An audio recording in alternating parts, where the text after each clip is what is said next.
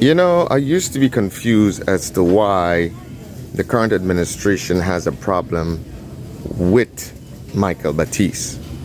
But now, as time progresses, I fully understand why they have an issue with this gentleman. And it is because this gentleman is extremely logical, extremely reasonable, and always makes some very pertinent points. For example, concerning the explosive situation in Telescope, as he says, and he points to the fact that, and I generally don't like making statements. Again, I always say the job of Prime Minister is so difficult, so I generally don't make any statements. But in this case, Michael Baptiste has a point. He says that the Prime Minister is indeed responsible for national security, right? And this situation is also under his domain. He's also, in charge of gravel and concrete. So this is double responsibility in this case for this situation that took place in Telescope. I mean, you've got to ask a couple of pertinent questions. Again, who transported this stuff? Were the people transporting stuff professionals? Did they know what they're doing? Was there some sort of police escort or people who are familiar with this sort of thing escorting them? What time of the day was it transferred? That's another thing. Because you would think that it would be transferred at a time of the day when there's minimal possibility of civilians walking around or moving about.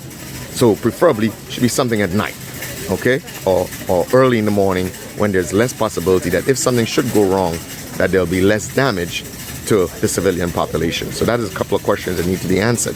Again, we had a situation in Grand Anse where the prisoners had escaped, and it's alleged that this was something that the Prime Minister was warned about in terms of the inadequacy of the physical infrastructure, the prison infrastructure, or the cell infrastructure at the South St. George. So again, there is a certain level of responsibility here in his capacity as Minister of National Security. And of course, there's the issue of Ministry of Works, which is responsible, allegedly, for maintaining these sort of structures. So again, it's a double responsibility. So we see double responsibility in the situation or in the case with the prisoner escape. And we see again here double responsibility. And it seems there's a pattern. And we see here a pattern of dismissing responsibility for this. We understand things tragic happen. I'm not happy about it. I'm sure nobody's going to be happy when things like that happen. But at the same time, I think it's a learning experience. One should accept responsibility for it. And then, and only then, you can take corrective action and move forward. So the bottom line is this. There has to be some sort of accountability at all levels of government. And again, as I said, I understand the job of being a prime minister is a difficult job. So I generally don't like making comments about the prime ministry. But in this case, I think, based on what Mr. Michael Baptiste has said, I think it's relevant, at least in terms of accepting responsibility for this and trying to take corrective actions so we can move on and hopefully nothing like this happens again. So take a listen to what Mr. Michael Baptiste had to say concerning this situation.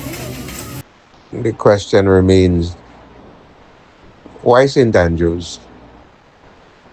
The Prime Minister passed up Mount Hartman, passed up Calivini, even Queen's Park. And the irresponsible Prime Minister authorized unstable explosives to be transported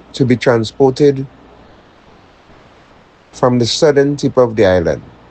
Explosive that was under the control of he as National Security Minister, transported through the tongue of Grenville, then through a populated village, one of the biggest villages in Grenada, Telescope. And the Prime Minister is now blaming gravel and concrete. This is not a gravel and concrete matter. This is a national security matter, my brother. The Prime Minister talked about protocols breached. He breached all protocols.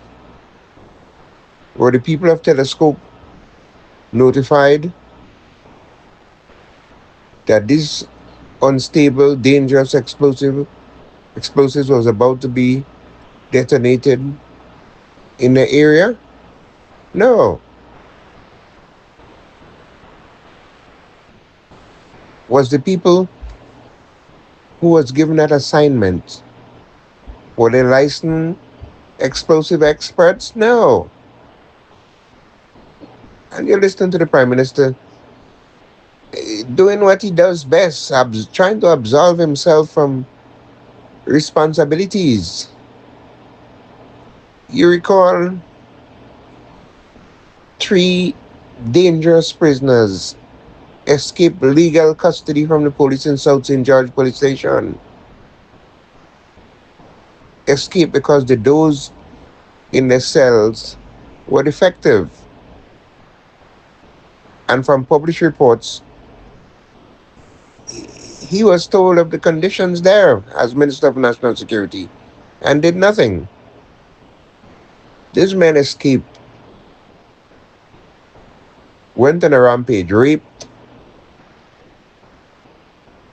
and ended up killing 2 American tourists on a yacht. Prime Minister, who was out of the country, came back, and what he did, again, tried to absolve himself.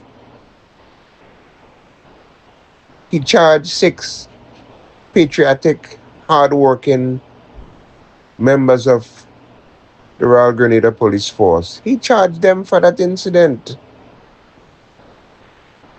Of course, we haven't heard anything about these charges. Listening to the Prime Minister press conference, it is a frightening exercise. Hearing the Prime Minister saying that no one was physically damaged. Again, he's wrong. What about the thousands of people, the elderly, pregnant women, children, that will suffer permanent loss of hearing? What about those that were traumatized? I think it's time that this guy should start leading and start passing blame. Everything is somebody else's problem other than him. Could you imagine if these explosives were to go off on its way to in St. David's, on its way to St. Andrews? Could you imagine if these explosives have gone off in the town of Grenville? We have to say a prayer. We have to say, thank God. We didn't suffer greater calamity as a result of this Prime Minister irresponsible behavior. And you listen to him now, gravel and concrete. He's forgetting. The Prime Minister is the Minister of National Security. The Prime Minister is also the minister responsible for gravel